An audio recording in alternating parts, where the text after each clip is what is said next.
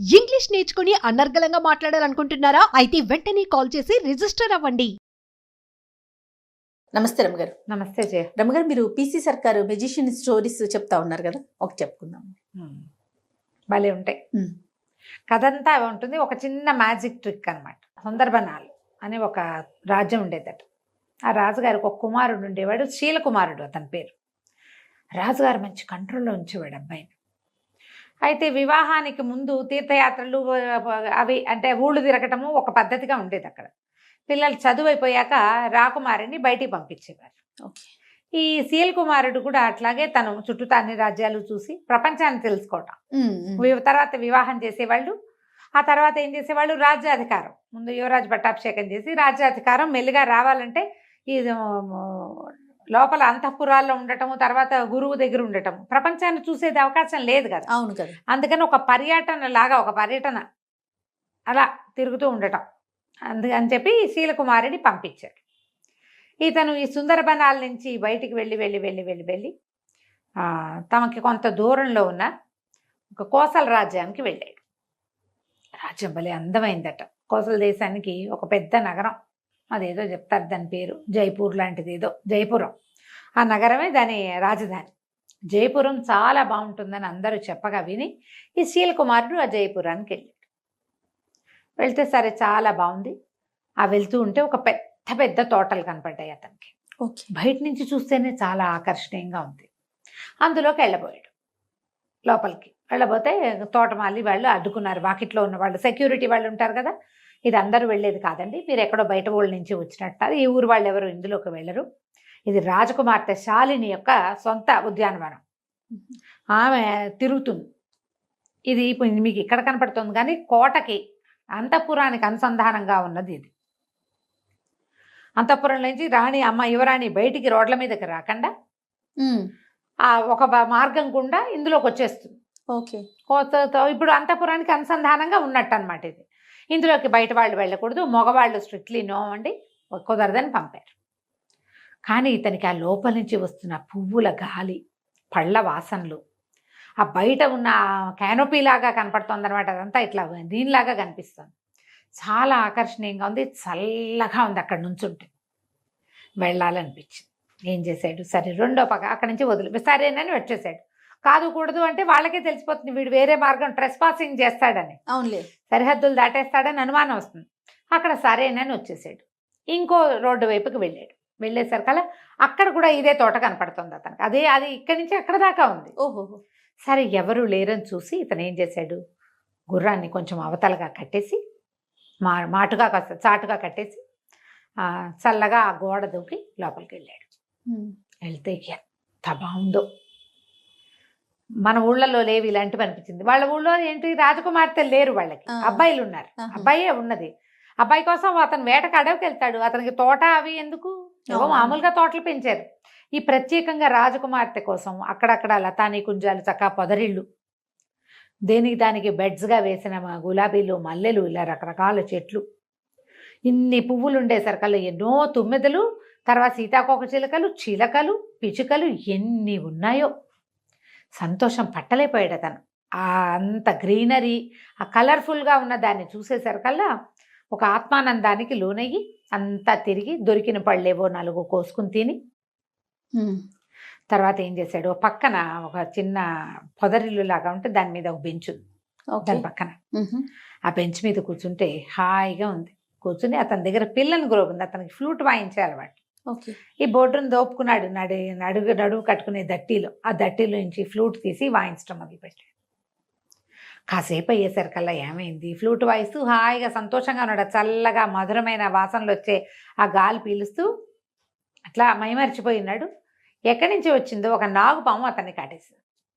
అయ్యో, కెవ్వమన్నాడు, గిలగిలా తన్నుకున్నాడు, పడిపోయాడు కింద, మొహం నీలంగా అయిపోయి.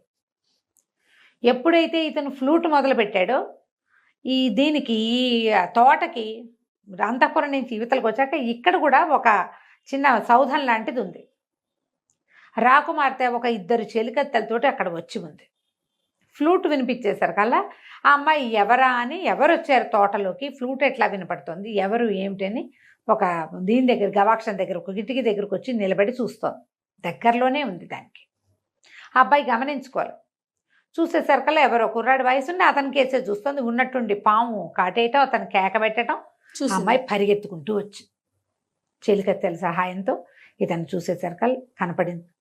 ఈ చెలికత్తెల్లో ఒక చెలికత్తె తల్లి విష వైద్యం తెలిసిన తల్లి. ఆ పిల్లకు కూడా కొంత తెలుసు. ఈ అమ్మాయి ఏమందంటే, ఇది పలానా పామమ్మ, దీనికి వేరు పెట్టి వైద్యం చేస్తే ప్రమాదం తప్పుతుందంటే సాయం పట్టండి అని ముగ్గురు కలిసి అతన్ని లోపల గదుల్లోకి తీసుకొచ్చారు.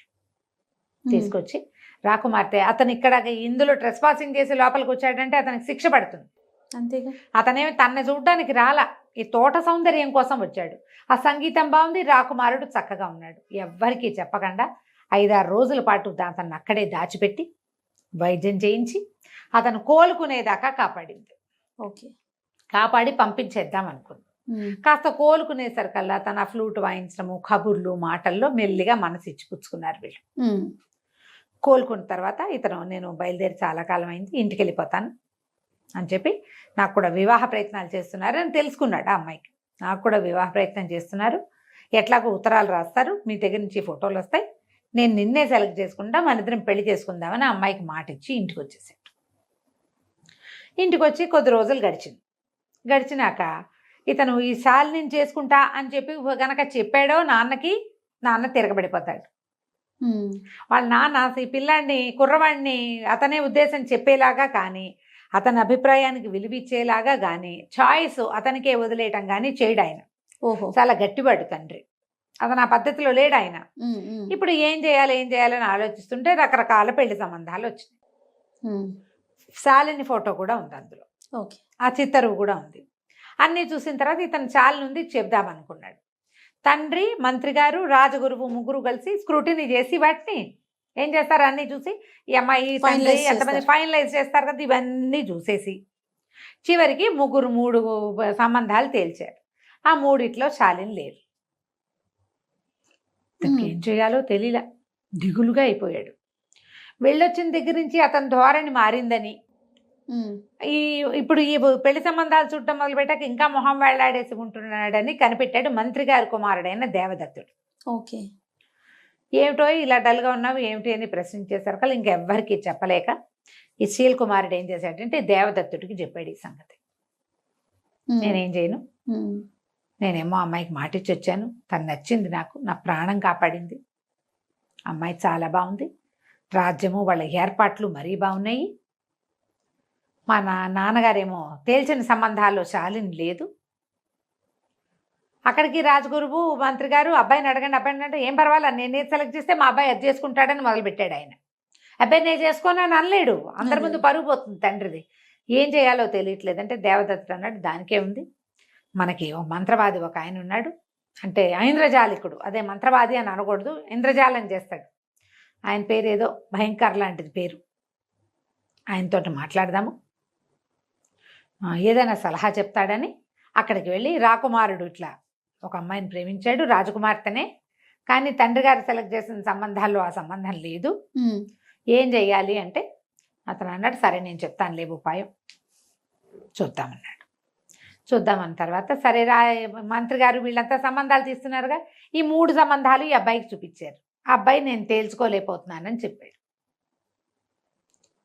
తేల్చుకోలేకపోతున్నాను అనేసరికల్లా సరే ఈ 3 తేల్చుకోకపోతే అవన్నీ చూడని మొత్తం పటాలన్నీ పెట్టారు. మాట్లాడపోతే అప్పుడు ఇంద్రజాలికుడు కూడా వచ్చాడు, వాళ్ళు 4 మాట్లాడుకునే చోటు. అట్లా కాదు, ఇప్పుడు రాజకుమారుడికి కంటికి నచ్చడం కాదు, మనసుకి నచ్చాలి.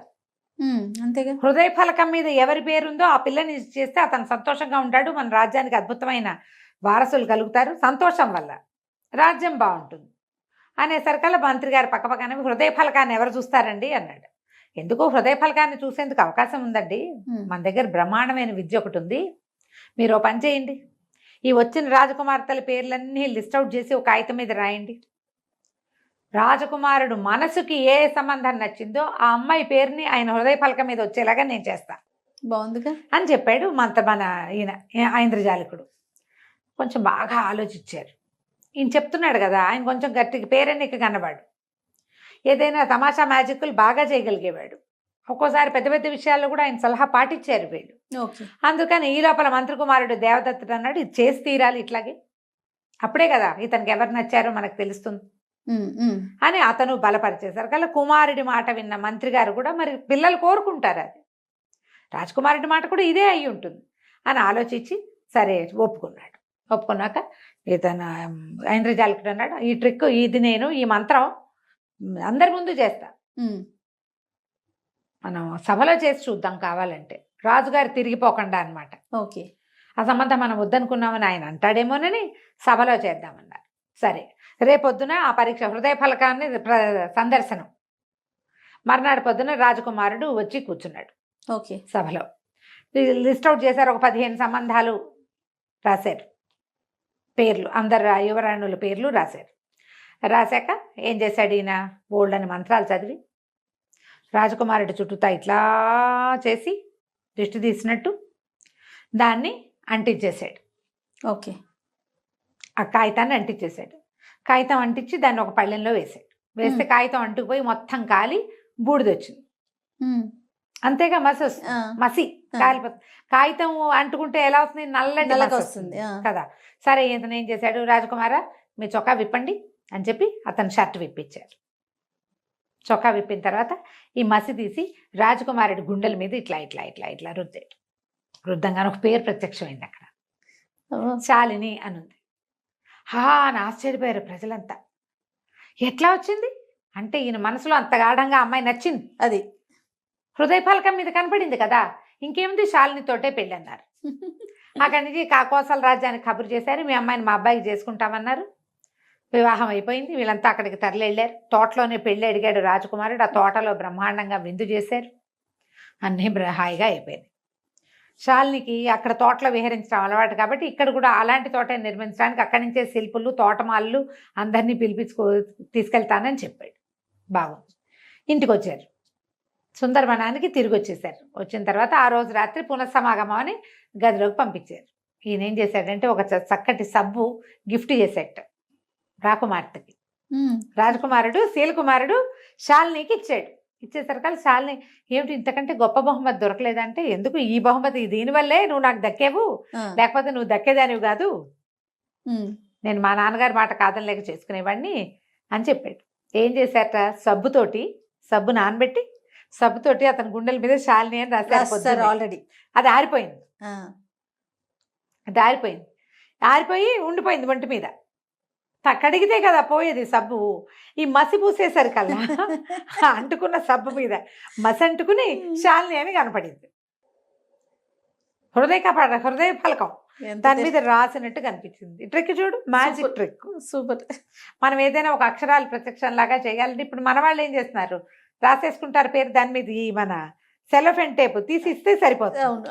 ఇప్పుడు కొత్త ట్రిక్కులు వచ్చాయి కదా, పాతకాలపు ట్రిక్. దీంతో ఈ రాజకుమారుడు రాజకుమార్తెని పెళ్లి చేసుకున్నాడు. కథ కంచికి మనం ఇంటికి. బాగుందండి. నమస్తే రమ్య గారు. నమస్తే.